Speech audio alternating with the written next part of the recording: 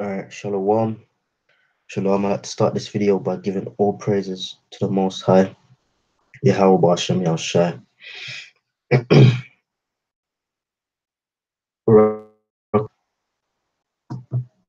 Alahaynawa Ha Akad Kadash Yasha Allah Wa Rakate Hawashai. That's to say, blessed be the Most High, the Holy One of Israel, our power, the Holy One of Israel, and blessed be Yahushai, our Savior.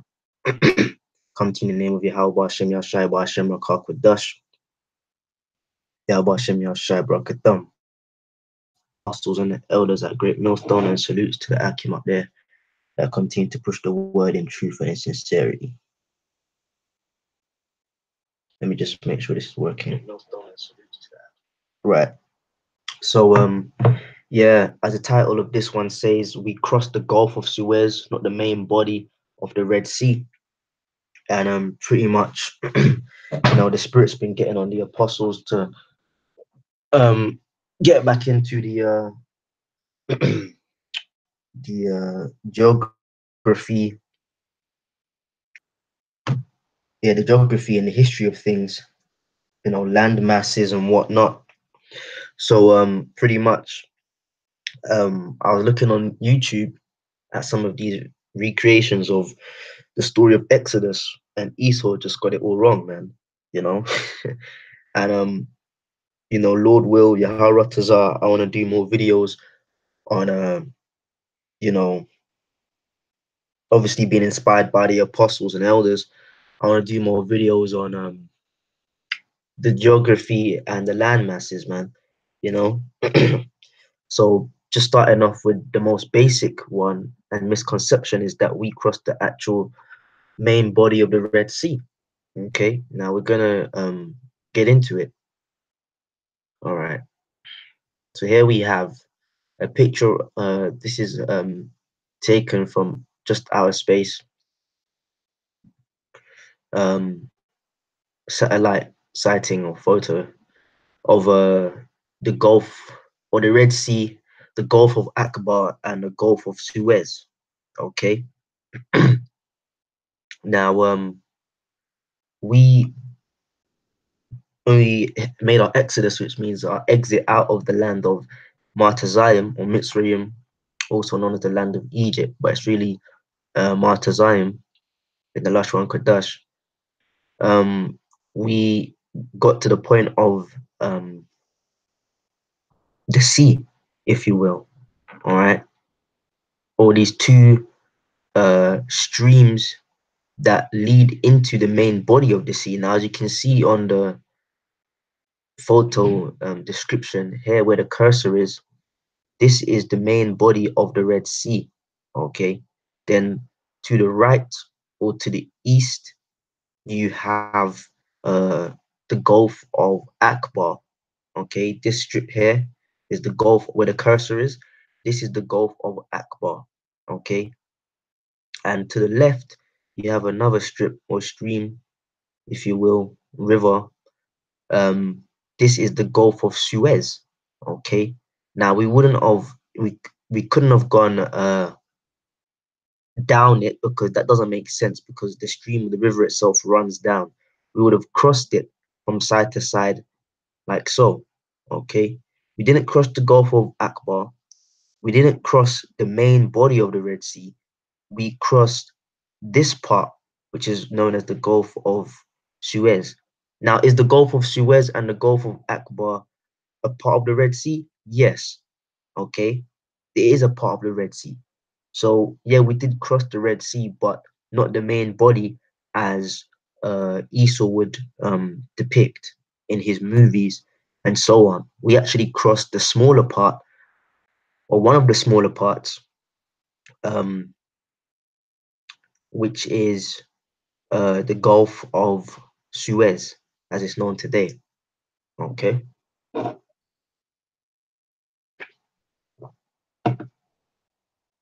right. And we find this in the scriptures in the book of Exodus, as we're going to go to. chapter 14 and 1. And let's just go through it quickly, and then it's going to be a quick lesson. And the Lord spake unto Moses, and um, staying in line with the Hebrew, the word Moses in the Hebrews, Mashah. Okay, so the Lord Yahweh spake unto Mashah, saying, Speak unto the children of Israel. Now in the Hebrew, there's no such word as children. Okay, there's family, there's boy, there's girl, there's woman, there's man. All right. But when it was written in the Hebrew, it was the sons of Israel, because the Lord dealt with the men.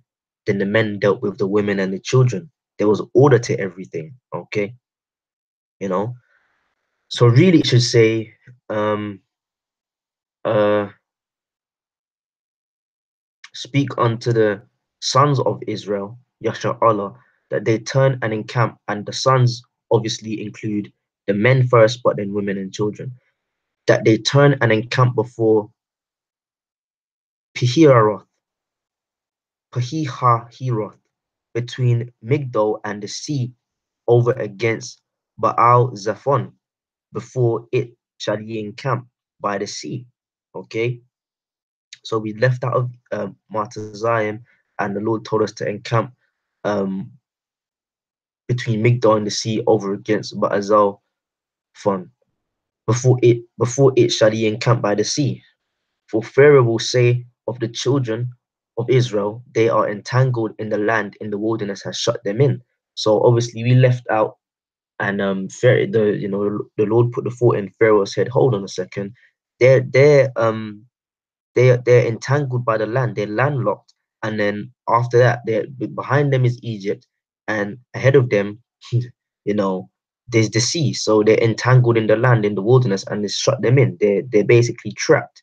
Okay, so in the head of Pharaoh, it was checkmate in his favor. He thought that the children of Israel had nowhere else to go. So if he chased after them, they wouldn't have nowhere to run. Okay, but it's the Lord that hardened Pharaoh's heart again. Okay, so people getting all emotional. Oh, the Lord doesn't cause you to go off. It's Satan. It's Satan that does that. Put bad foot. Listen, the Lord can make you do evil. The Lord is capable of evil, and is capable of making you do evil. Capable of making you stiff necked and hardening your heart. Okay, because it says here in Exodus 14 and 4, and I will harden Pharaoh's heart, that he shall follow after them, and I will be honored upon Pharaoh and upon all his hosts, and the Egyptians may know that I am the Lord Yahweh. And they did so. So the Lord hardened Pharaoh's heart, okay, so that he could come against the Lord's people, Yasha Allah, Israel, so that the Egyptians would know that after this event, Yahweh is the power, okay? He is God, so to speak, okay? Let me just get a sip of this drink, Salakia.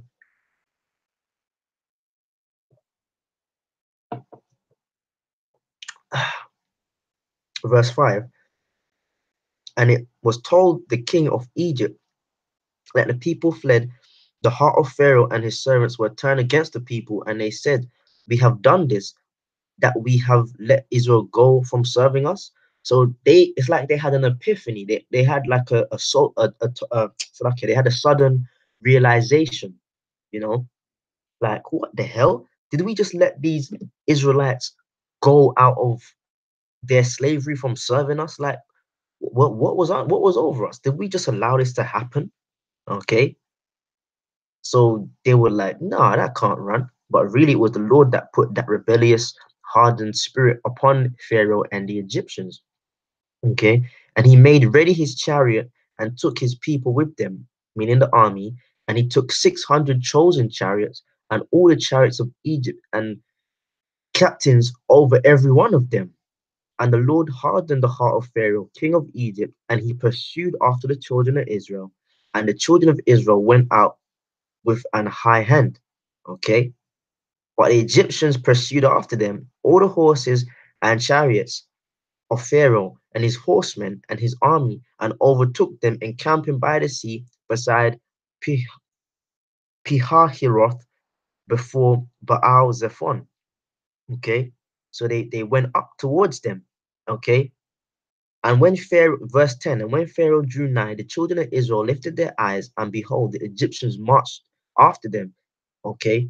And they were sore afraid, and the children of Israel cried out unto Yahweh, because once again they were landlocked. Okay. They couldn't go to the left or the right, neither could they go behind, because um the Egyptian army, well, Pharaoh and his army were coming after them. And ahead of them was the sea.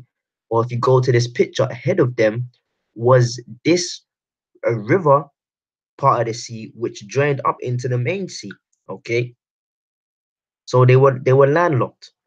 And as I said, it was this western stream or river known as the Gulf of Suez is where they crossed over. They didn't cross over the main body. Okay, they crossed over the Gulf of Suez. Okay, now going back, um, uh, then yeah, we're at verse 11 now. Okay, and they said unto Moses, because there were no graves in Egypt, thou hast taken us away to die in the wilderness. Wherefore hast thou dealt thus with us to carry us forth out of Egypt? So the children of Israel started to blame Moses. They were like, what? What? They were being all sarcastic and shit.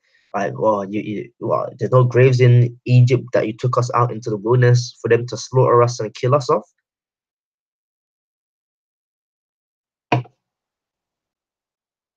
Okay, all right. Is not this the word that we did tell thee in Egypt, saying, let us alone, that we may serve the Egyptians? Because when Moses came, when the Lord sent Moses the first time back into Egypt to deliver the children of Israel, they were basically rebelling and saying, nah, we don't want to leave. That was ultimate Stockholm syndrome. They didn't want to leave. Okay. But then they were happy when they got to leave. But then when they encountered this problem, they turned back again and said, you see, we told you you shouldn't have taken us out. Okay. For it had been better for us to serve the Egyptians that we should die than that we should die in the wilderness.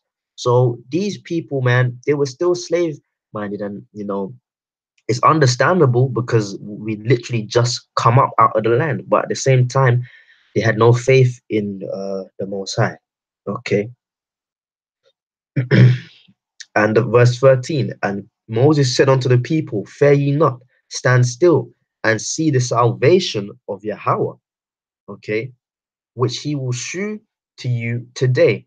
For the Egyptians whom you have seen today, ye shall see them again no more forever. See, Moses was a man of faith. Okay, you know, as they say in church, a man of God, a man of God. Okay, yeah, Moses was a man of the Most High. Okay, he was a friend of the Most High, and he had a level of faith in the Most High that in the face of apparent death, all right, he was bold enough to understand because the Lord had already told him what was gonna go down. Okay, the Lord went on to tell him what to do so that they could be delivered. That's why he said, "You will see the salvation of Yahweh, which he will show you today. For the Egyptians whom you have seen today, ye shall see them again no more forever." Okay, the Lord shall fight for you, and ye shall hold your peace. Okay, and the Lord said unto Moses, wherefore, man, this is giving me chills, man. Damn. Verse 15, and the Lord Yahweh said unto Moses, wherefore criest thou unto me? Speak unto the children of Israel that they go forward. Okay. So the Lord was saying, come on, it's time to go. Let's get this, let's get this on the road. Okay. But lift thou up thy rod and stretch out thine hand over the sea and divide it, and the children of Israel shall go on dry ground through the midst of the sea. Okay, so Israel, so like the east wind came, and he when Moses lifted his staff, his rod over the sea. Okay, so they would have been on the edge, and he lifted it over the sea, and the sea basically split in two and they could walk across. on dry ground, okay, according to the scriptures, okay. Now, I want to go and get this because I watched this movie when it came out in 2000. Actually, I think I watched a year or two after it came out. I can't remember. Probably 1 year after. And it's a very bad description of what happened, or depiction rather of what happened. Okay, I'm gonna play a little bit of it. And this is who they have playing as Moses. Moses didn't look like this. Moses was from the tribe of Levi, a so-called Haitian today. Okay, he had an afro and he had a beard on him and he was dark skinned. Okay, and I'm not gonna use that term black. Okay, he was a dark skinned man. Today you would call him a so-called black man. Okay, but he damn sure did not look like this. In fact, I've got it here because that's another thing the Apostle Toha was talking about, which is true, and I want to jump on is getting into the icons, man. Because when you go into these ancient paintings and so on, this is a depiction of Moses, man.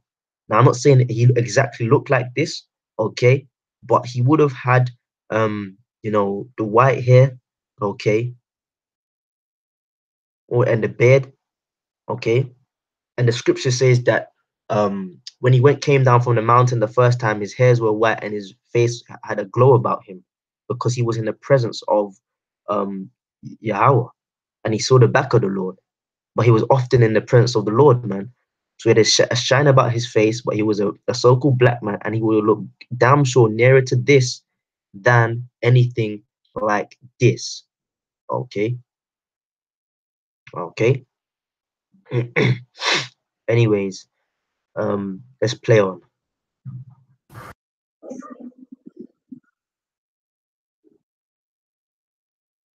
And you see the way he's in, Joshua, I run. That they're making him sound scared. When you read the scriptures, where was Moses? Oh, these tabs are messing up. Where was Moses scared, man? He wasn't scared. He said to them clearly, you know, that these Egyptians you see today, you see them no more. Okay. He didn't have to call on Joshua and Aaron. Okay. He called on the Lord, and the Lord said, why speaking to me? Stretch out your hand, your rod. Sorry. Okay. So where's all this Joshua, Aaron? And those are not the names either. Okay. The names are Yahushai and Aharon. Okay. Because Joshua's name was Hawashi or Hoshe. All right. But really it's Hawashi, and Moses changed it to Yahushai. Okay. So it wasn't Joshua and Aaron, but nonetheless, he wasn't calling on them like he was frightened. Okay.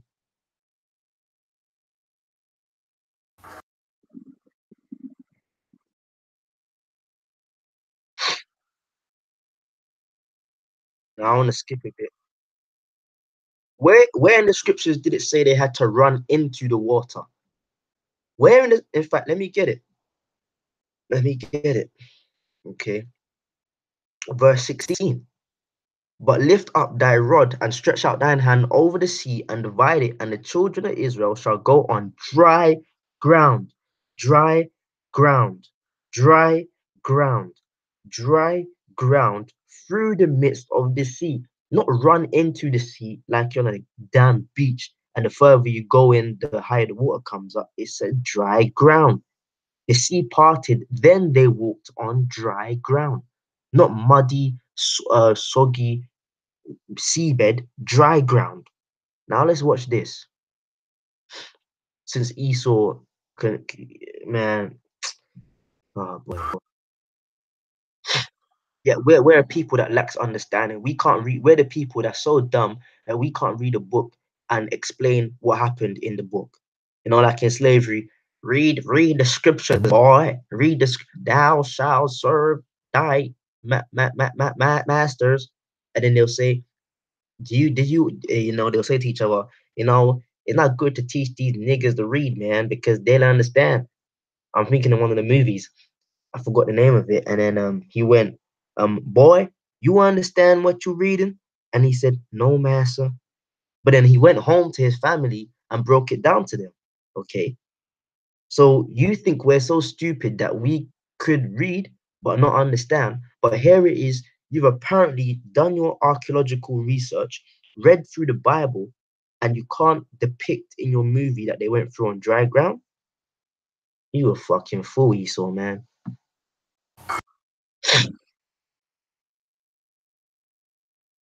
And first of all, it wasn't a sword. He said he had a rod, he had a staff. It wasn't a sword. They didn't go to fight with the Egyptians, man. Are you stupid? And that's why when I watched this movie, man, it pissed me off, man. It pissed me off because we know the scriptures and it didn't go down like this, man. Okay, let's go up again to verse 14. It says, the Lord Yahweh shall fight for you, and ye shall hold your peace. So if the Lord Yahweh is going to fight for us and we held our peace, why in the hell? Why in the hell? Look, hold on. If the Lord's going to fight for us and we hold our peace, if the Lord's going to fight for us and we hold our peace,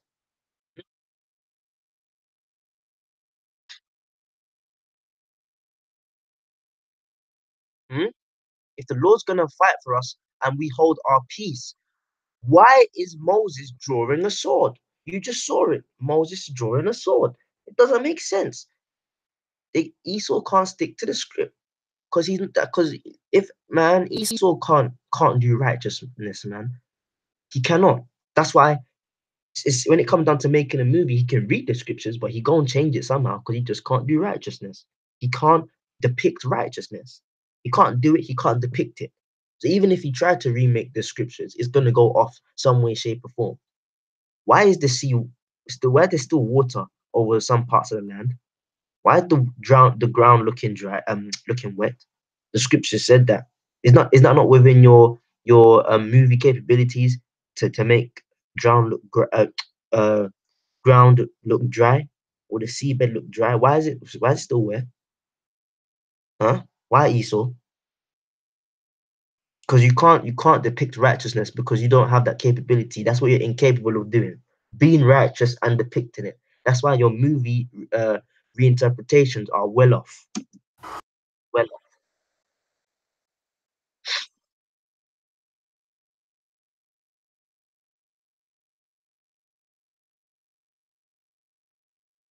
Oh yeah, see, they said Moshe. They said Moshe.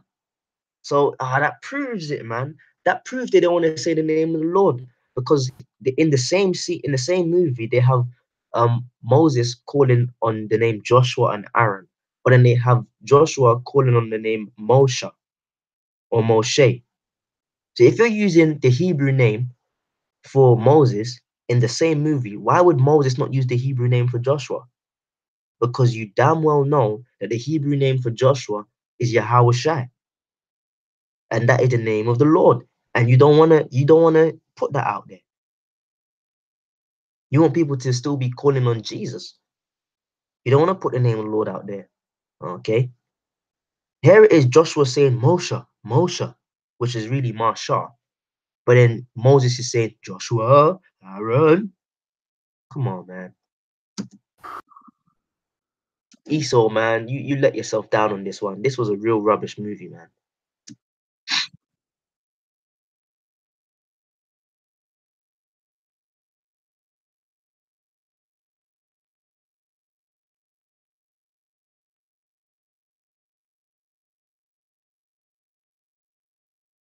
And now they have the sea coming back in. And this is what really got me, man. I'm just skipping some parts.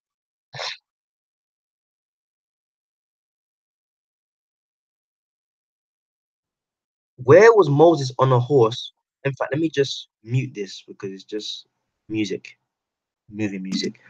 Where was Moses on a horse and he met Pharaoh in the middle of the sea whilst the sea was caving in? Where was that in the scriptures? Where is that in the scriptures? Huh? The sea's caving back in on them, okay? And Moses meets Pharaoh in the middle of the sea. Where is that in the scriptures? Did not the scriptures say that when you get to the other side, put your staff out again over the sea, and then it will close back up. So where in the hell did Moses get the time to meet Pharaoh in the sea? Would they not have both died? Would Moses not have died if the sea caved in? I mean, the army died. Okay, so so would not have what do you call it? Moses died also if he got caught up in that sea.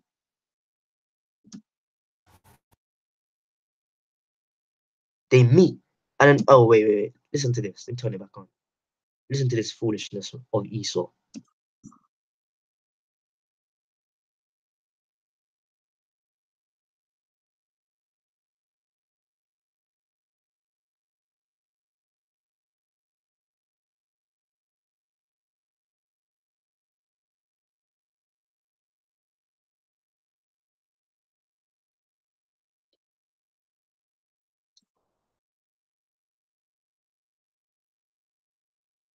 How unrealistic! The army's getting wiped out in the sea, but the same sea Moses and Pharaoh's in, they're not getting wiped out.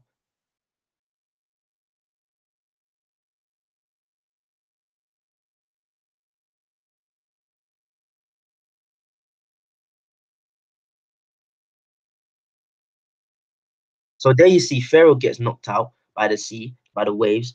Moses also gets knocked out by the waves, but then he on you when you keep watching the movie, he gets washed up on the other side with cuts and bruises. The sea never caved in until Moses put his hand out on the other side.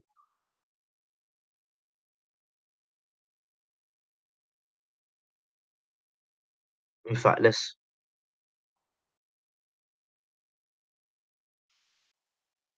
yeah, it's not gonna show it. I don't care, man. But in the next scene, because I've seen the whole movie, in the next scene, Moses is washed up on the sea, and you see him coming like out on the beach. Oh dear, oh dear, oh dear, oh dear, Esau, man. You really did a bad job on this one, man. You know, it's terrible. Absolutely terrible. Yeah, Shalom, I can see some more brothers in the chat. Shalom, man. Yeah, about Shimon Shabrakata. Okay. And they said dry ground. They were crossing on wet ground. And behold, I will harden the heart of the Egyptians, and they shall follow them, and I will get me honor upon Pharaoh and against his host, upon his chariots, upon his horsemen. Okay.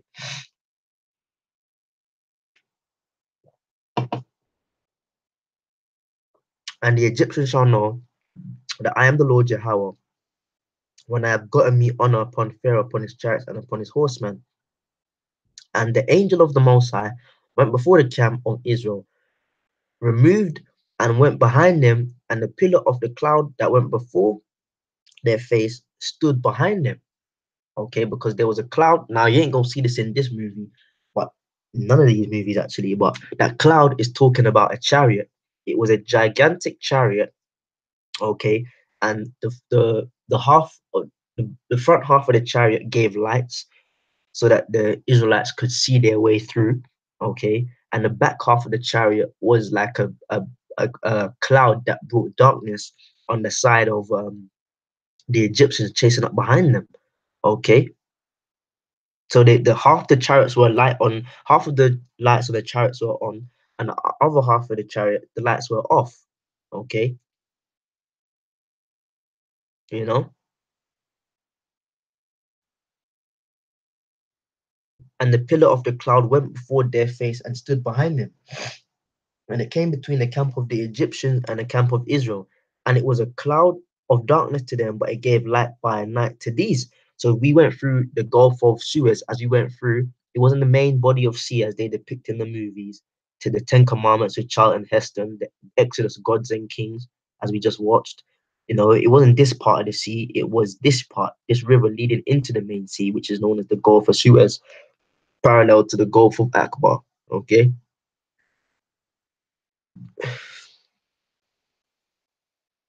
Okay. So that the one camp came not near the other all night. So the reason why the chariot was there, giving light to the Israelites and giving darkness onto the Egyptians, is to keep the separation between them. Okay. Uh oh. And Moses stretched out his hand over the sea, and the Lord caused the sea to go back by a strong east wind all that night, and made the sea waters were divided.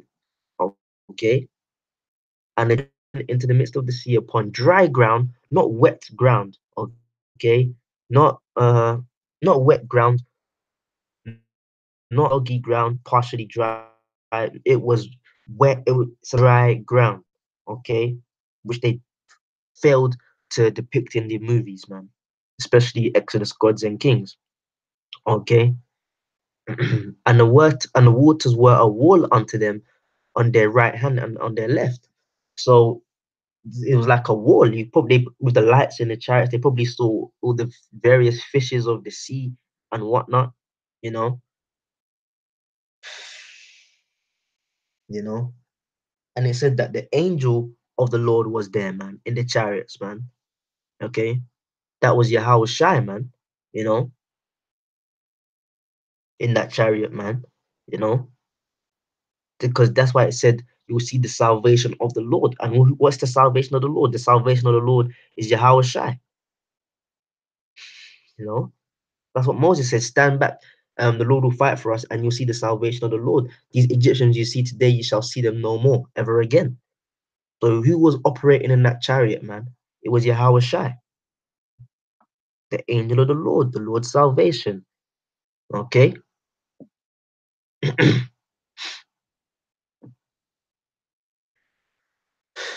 And the Egyptians pursued and went after in them to the midst of the sea, even all Pharaoh's horses, his chariots, and his horsemen. And it came to pass in the morning.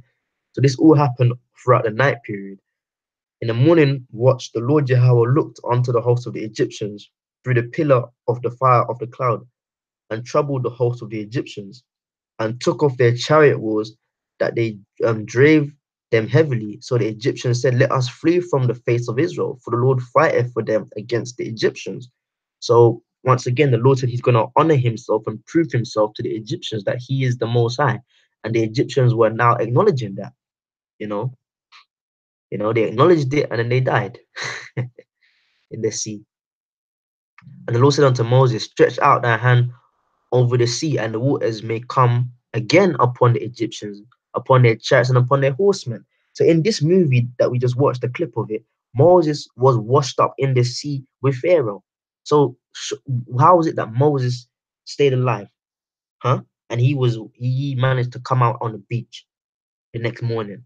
He would have died also, no? You know? You know? So Moses he went through and he got to the other side with the rest of the nation. Then he stretched out his hand again, and the sea covered them up, man. And Moses stretched forth his hand over the sea, and the sea returned to his strength. And when the morning appeared, the Egyptians fled against it, and the Lord overthrew the Egyptians in the midst of the sea. Okay, so it took a long time. It wasn't just a quick thing. This happened throughout all of the night and throughout the duration of the morning. Okay, because they tried to get away, but the sea caught them. You know. But the children of Israel walked upon dry land in the midst of the sea, and the waters were a wall unto them on the right and the left. Okay, so it started caving in on, as they were still going through, it started caving in on the Egyptians because they were, remember, the chariot kept a gap between the Egyptians pursuing them and the nation of Israel. And it would have been a large gap, man, because the chariot gave darkness onto them. So when it started to cave in onto them, we were still walking on dry ground and got to the other side. Okay, you know, thus the Lord saved Israel, okay, that day out of the hand of the Egyptians. And Israel saw the Egyptians dead upon the seashore. So their bodies were washed up. Okay, that's why I said in this movie, if Moses stayed in the water according to this depiction, would his body not have been washed up too? Damn idiots, man. Okay. Saw the Egyptians dead upon the seashore, and Israel saw the great work which Yahweh did upon the Egyptians, and the people feared the Lord and believed the Lord and his servant Moses. You know, and if you continue reading the scriptures, they lost faith in uh, the Lord, and they lost respect for Moses over again and over and over and over again. I did a lesson the other day talking about the Lord will be feared and known just like this day when the Lord came down to prove um, uh, Israel, since they wanted to deal with the Lord directly, and that's when they had respect for Moses again, and they fled from the presence of Yahweh, Ba'ashem Yahushai, But like I said, this is gonna be a quick one. Not trying to make it too long, but that's the point, man. Point being is that this is how we went through. This is how we made our exodus, man. And I say we because we were all back there, man.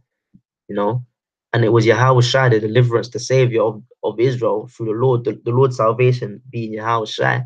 He was in the chariots operating that warfare, that strategical warfare on both sides, in the Egyptian camp and in the Israelite camp, and to go over it one more time, we did not cross this the main body of sea.